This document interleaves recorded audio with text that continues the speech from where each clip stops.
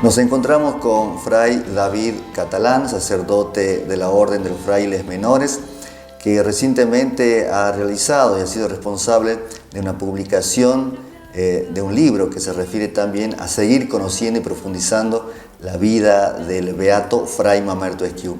Padre, un gusto, ¿y qué nos puede referir al respecto de esta publicación? Creo que el valor y la importancia es recuperar otro aspecto de la vida de Fray Mamerto Esquiú, que es su vínculo más personal, familiar, con su hermano Odorico, ¿no? Y aparecen rasgos que en general no son conocidos y que son los que más se han difundido, ¿no? Y momentos de la vida de Fray Mamerto. En estas cartas, que es un grupo de 179 cartas, inéditas todas, va mostrando la interioridad de Fray Mamerto Esquiú, sus luchas, sus sufrimientos, sus tristezas también.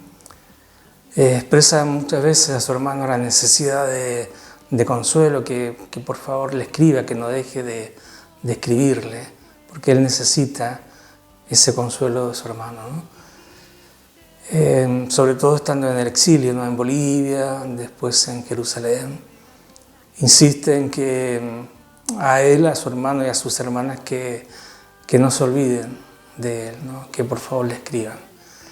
Entonces ese vínculo que mantiene con sus hermanos muestran a un Fray Mamerto Esquiú muy familiar, muy íntimo, ¿no? Y también es como otro aspecto de lo que ya conocemos de Fray Mamerto Esquiú, uno que es orador de la Constitución, que lleva el hábito de muy chiquito, que participó en política, que tuvo un compromiso con su provincia y con el país en su momento. Y en estas cartas se ve ese otro aspecto, ¿no? Podríamos decir el Fray Mamerto Esquiú débil y necesitado, enfermizo, ¿no? Menciona en muchos lugares de las cartas que no está bien de salud, pero eso es reiterativo a lo largo de toda su vida, ¿no? Quizás tenga que ver con que nació con problemas de salud, ¿no? Se salva por la promesa que hace la madre y después a lo largo de su vida tiene una salud delicada, ¿no? Y eso lo manifiesta en las cartas, ¿no? Por un lado eso, y por otro la importancia de publicar, digamos, las fuentes, o sea, los escritos de la mano de Fray Mamerto, abre de alguna manera posibilidad de que se lo conozca y se hagan trabajos de otras publicaciones a partir del estudio de estas cartas, ¿no? Me parece que es importante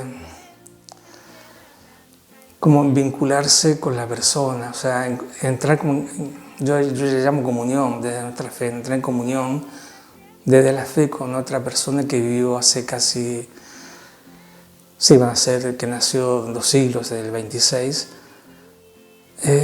poder entrar en comunión para realmente captar su mensaje, ¿no? Y que está sobre todo en las cartas y en los sermones, que es un número muy importante de sermones, ¿no? Y que tampoco se han publicado. Se han publicado solamente algunas cosas, los sermones políticos, que es lo más conocido, pero la mayoría, el cuerpo total de sus sermones no se conocen, ¿no? Y ahí, bueno, aparece la figura, podríamos decir, teológica de Fray Mamerto Esquiú. Entonces, por eso es importante como hacer otros acercamientos a la figura de este fraile, ¿no? Sacarlo de lo que estamos acostumbrados a saber de Fray Mamerto Esquiú y empezar a saber cosas nuevas para presentarlo también a la iglesia y a los fieles de manera nueva, más atractiva quizás, ¿no? y que fue un ser humano muy, digamos, muy igual a nosotros, ¿no? Y eso se ve perfectamente en sus cartas, ¿no? Por lo que te decía recién, ¿no? Necesitado de que lo tengan en cuenta, que no se olviden de él, que en momentos pasa por situaciones de tristeza, que necesita consuelo, constantemente está con problemas de salud, ¿no? Y en medio de esa situación, que es la situación de la que todos vivimos, su fe se afirma cada vez más, la fe en Dios.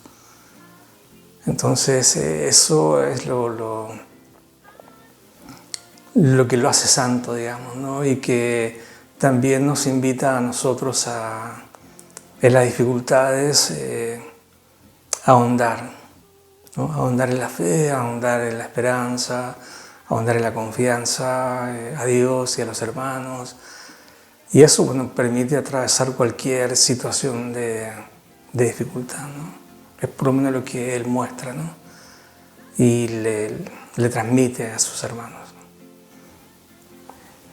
Así como escribía a su familia, también se dirigía, tenía cartas a la fraternidad, a los hermanos. ¿Se rescatan algunas cartas? Mucho menos.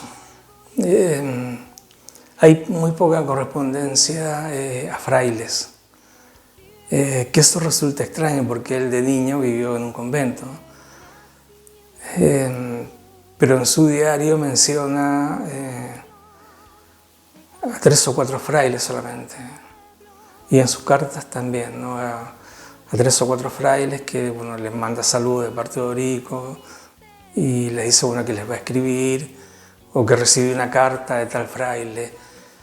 Pero es un grupo bastante reducido con los que se vinculan. ¿Y estas cartas están dirigidas particularmente o en su mayoría a su hermano? Esta publicación son todos a su hermano, pero hay otra cantidad importante también a sus hermanas. A Rosa, por ejemplo, le escribe, creo, algo de 30 cartas, un poco más. A Marcelina, la otra hermana, también 30 cartas, un poco menos.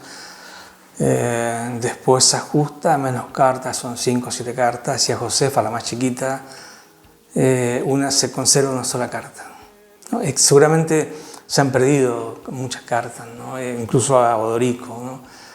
Porque a veces hay vacíos, porque en un año que aparentemente no le escribe, entonces no se puede saber si o no le escribió o si esas cartas se perdieron, ¿no? Me llama la atención o la curiosidad de cómo era para redactar las cartas. ¿Era de fijar la fecha, como lo hacemos o lo hicimos en algún momento? Claro. ¿El lugar? Sí, lo primero, el encabezado, la fecha, lugar y fecha. Por ejemplo, en esta Catamarca, 18 de julio de 1861.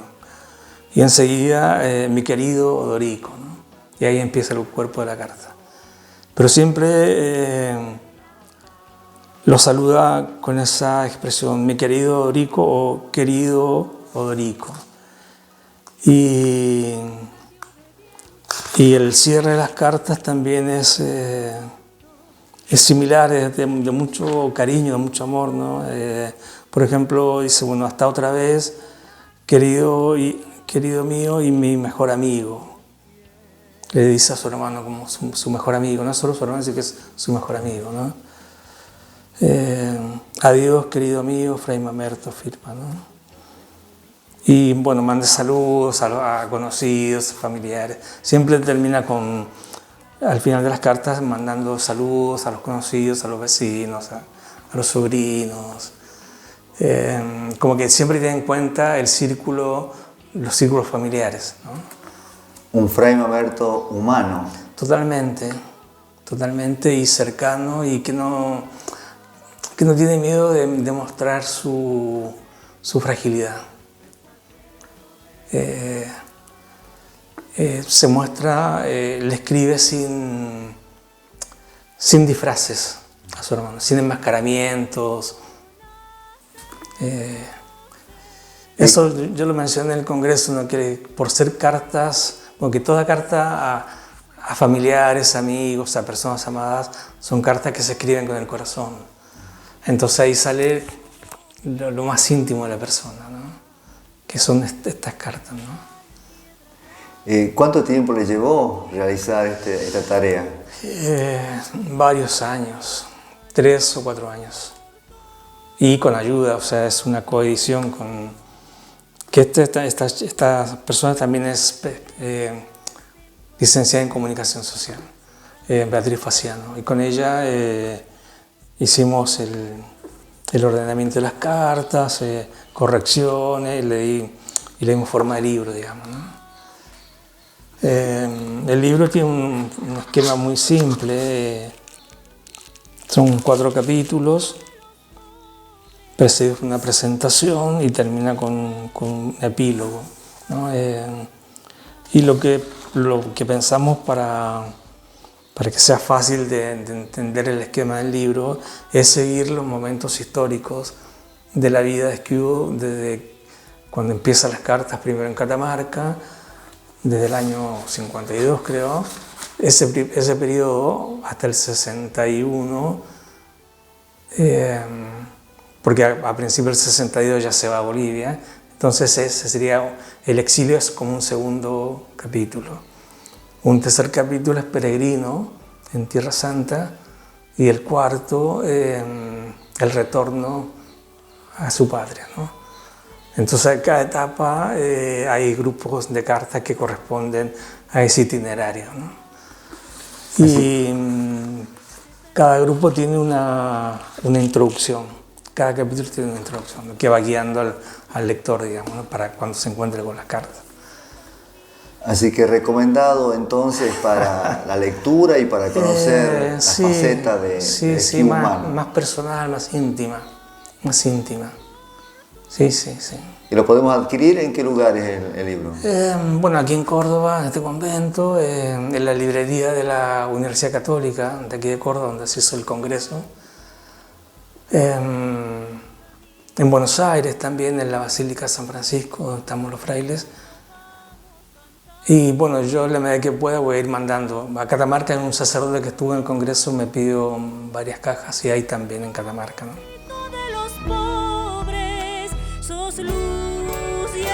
Bueno, le agradecemos entonces, Padre David, por esta deferencia, por compartirnos y hacernos interesar a los lectores y conocedores de Esquiú y para que siga creciendo su devoción. Bueno, gracias a vos también.